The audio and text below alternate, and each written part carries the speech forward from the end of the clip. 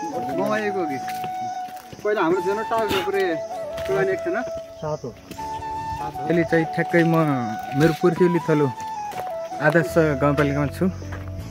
अहिले चाहिँ ठ्याक्कै यता यो ढङ्गो जुइते ढङ्गो भन्ने एउटा फेमस त्यहाँदेखि भ्यू पोइन्ट बवाल देखिन्छ। यहाँदेखि डाँडामाथि छौँ हामी अहिले चाहिँ यो रहेको छ यो मौवा हाम्रो गाउँपालिकाको एरिया हो यो मौवा भन्ने ठाउँ। यसको निकनेम स्याउली पनि छ, स्याउली पनि भन्छ। उता तलपट्टि बोरिङले पानी अहिले पानीको पनि अभाव छ आदर्शमा अनि पानीको बोरिङ पनि हाल्ने कार्यक्रम जारी छ यता। अनि थुप्रै जङ्गलहरू पनि थुप्रै छ यता रमाइलो छ दृश्य एकदमै। काफलहरू पाकिरहेछ आज खाइसकेको छ मान्छेहरूले।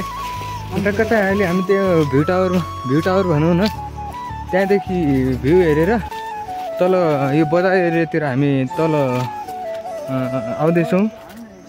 अब हामी पुग्न आँटिसकेको छौँ तल बजारको एरियामा रोडमा।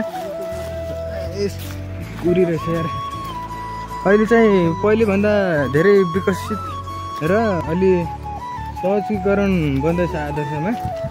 ठुल्ठुलो गाडीहरू हाम्रो पालामा त यस्तो गाडीहरू थिएन होला। बोलेरो टाइपको थियो त्यसमा हामी खुब झुमिन्थ्यौँ कि त्यस्तो। अहिले चाहिँ यत्रो टिप्परहरू गिट्टी बालो बोक्दै माथि डाँडातिर आउँदैछ। के हाल्यो डेन्जर छ त यार बाटो। यस्तो छ हामी यो बाटो तल खस्दैछौँ। अब यसको पालो छ। केटा तैरिसकेको छ बाटो। यो चाहिँ मौवाको बाटो हो, मौवाको विकसित बाटो।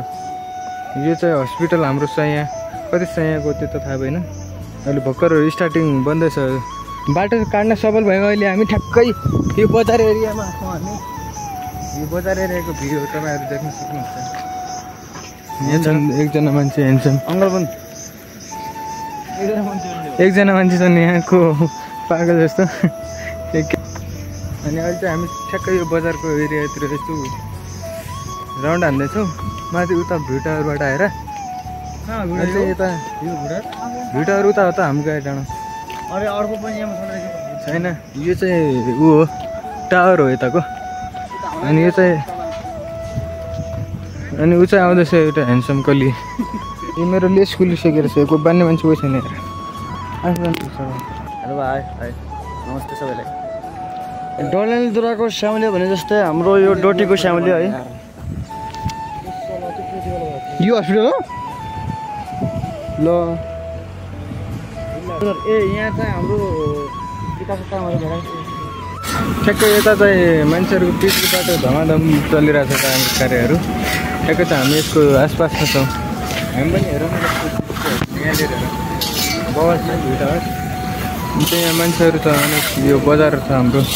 तपाईँको उता पारिपट्टि चाहिँ प्रहरी चौकी छ भन्ने सुनेको छु। यता सुरक्षाकर्मीको पनि अहिले ठुलो घेराउ भनेको छ यता। गाडीको आवाजले ठुल्ठुलो आवाजले बोलेको पनि केही सुन्ने नसुन्नेला त्यस्तो छ।